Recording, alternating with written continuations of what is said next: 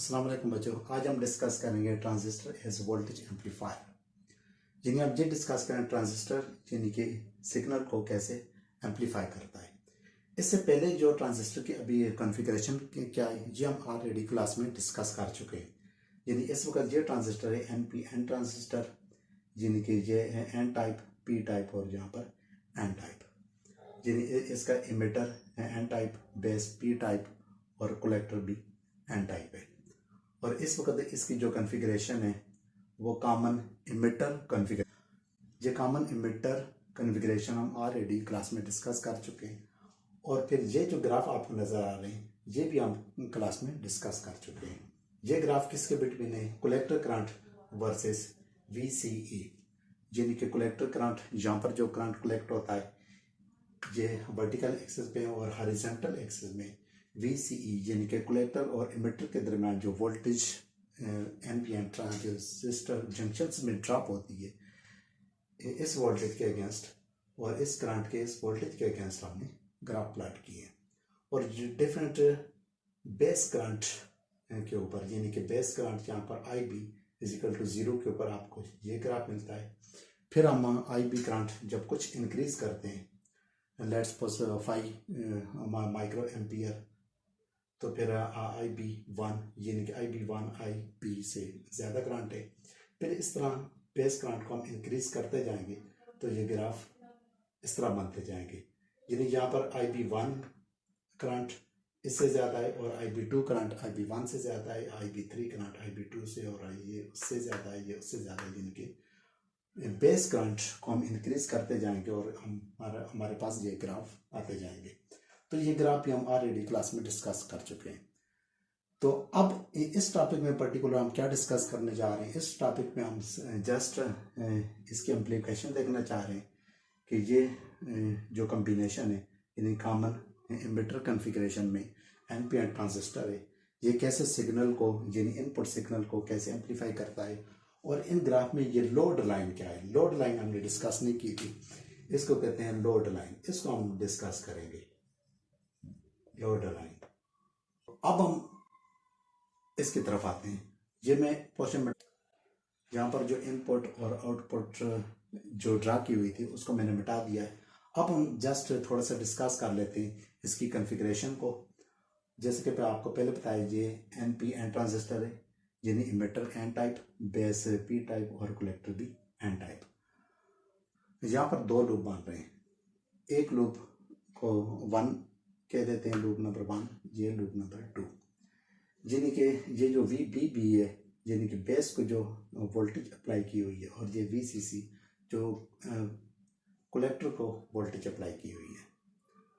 तो ये एक लूप यानी पॉजिटिव से आप चलें दोबारा यहाँ नेगेटिव आए तो ये एक लूप बन गया। इसी तरह इस बैटरी से अगर पॉजिटिव से चलें और यहाँ पर नेगेटिव तक आए तो फिर ये लूप 2 बन गया, लूप 1 ये और लूप 2 ये। अब हम इनको देखेंगे। अच्छा, इससे पहले आपको यानी क्लास में हम डिस्कस कर चुके हैं कि ये यहाँ पर ये जो इनपुट साइड है और ये आउटपुट साइड है। इनपुट साइड इस वक्त फॉरवर्ड बायस है यानी कि बेस इस वक्त क्या है, P टाइप है और बेस को पॉजिटिव टर्मिनल से कनेक्ट किया गया है। तो ये बेस और इमिटर यहाँ पर क्या है, फॉरवर्ड बायस है। अच्छा, अब हम देखते हैं कि कलेक्टर और बेस क्या है, इस वक्त ये रिवर्स बायस है।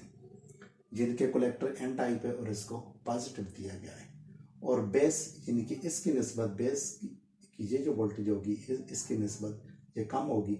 तो लिहाजा यहाँ पर बेस और कलेक्टर को अगर हम देखेंगे तो ये क्या होगा, ये रिवर्स बायस होगा।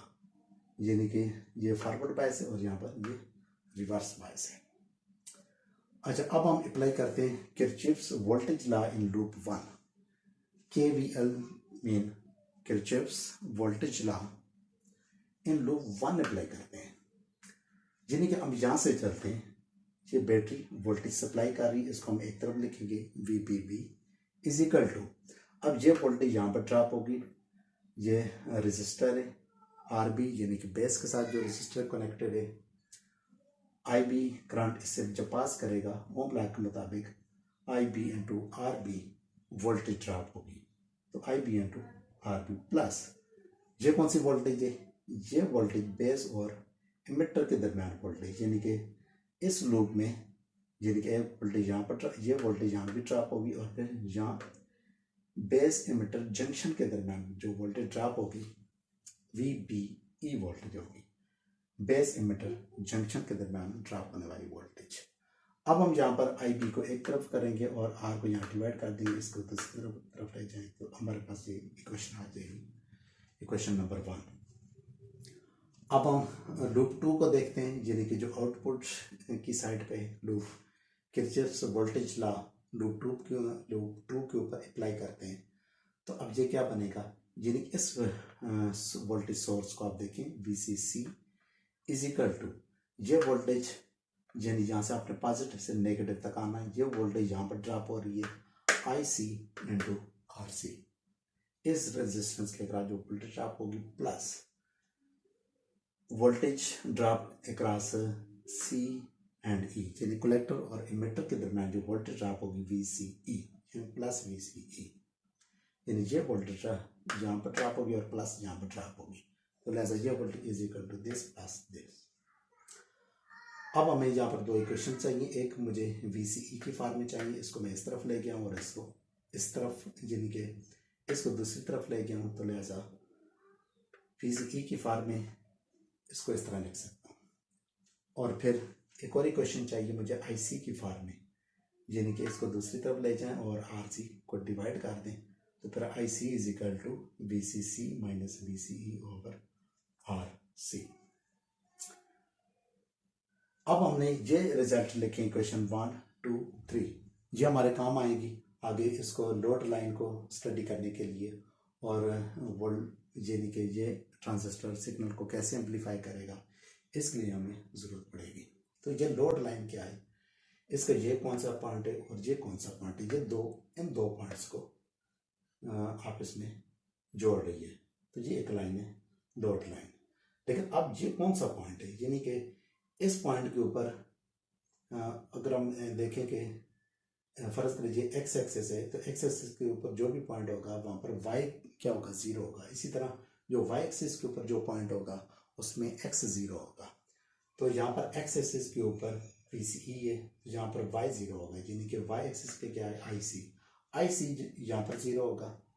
तो जो भी पॉइंट बनेगा वो इस वोल्टेज का बनेगा, यानी VCC is equal to VCC बनेगा। तो इसी तरह IC करंट पे ये कौन सा पॉइंट है, वर्टिकल एक्सेस से कलेक्टर करंट है, collector current IC is equal to VCC over RC, ये पॉइंट मान रहा है जहाँ पर VCE यानी कि एक्स एक्सेस के ऊपर जो है क्वांटिटी वो यहाँ पर 0 है। तो अब आप देख सकते हैं कि ये पॉइंट कैसे मान रहे हैं फ्रॉम इक्वेशन 2। इस इक्वेशन को देखें, इस इक्वेशन में अगर IC को हम 0 करते हैं तो VCE is equal to VCC, तो लिहाजा VCE is equal to VCC ये पॉइंट बनता है। वोल्टेज एक्सिस के ऊपर ये वोल्टेज पॉइंट बनता है जो कि VCC के बराबर है, VCE VCC के बराबर है, किस कंडीशन के ऊपर, IC इज इक्वल टू।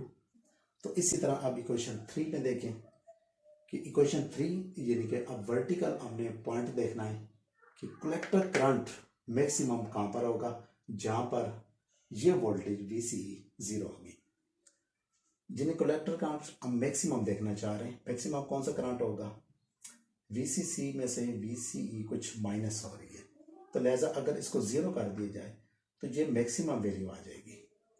यानी वर्टिकल एक्सिस में हॉरिजॉन्टल एक्सिस की जो क्वांटिटी है VCE को जब हम यहाँ पर 0 करेंगे तो ये आपके पास मैक्सिमम करंट आ जाएगा IC is equal to VCC over RC। यहाँ पर इसको IC को मैक्सिमम भी लिख सकते हैं कि यहाँ पर जो IC है वो क्या है, मैक्सिमम है। अब इन दो पॉइंट्स को जब आप कनेक्ट करेंगे तो ये आपके पास आ जाएगी लोड लाइन। अब लोड लाइन बहुत इंपॉर्टेंट है, यानी कि लोड लाइन आपको बताएगी कि यानी कि आपने कौन सा ग्राफ सेलेक्ट करना है, यानी कि बेस करंट कितना होना चाहिए, VCC की क्या वैल्यू होनी चाहिए और IC की क्या वैल्यू होनी चाहिए सिग्नल को एम्पलीफाई करने के लिए।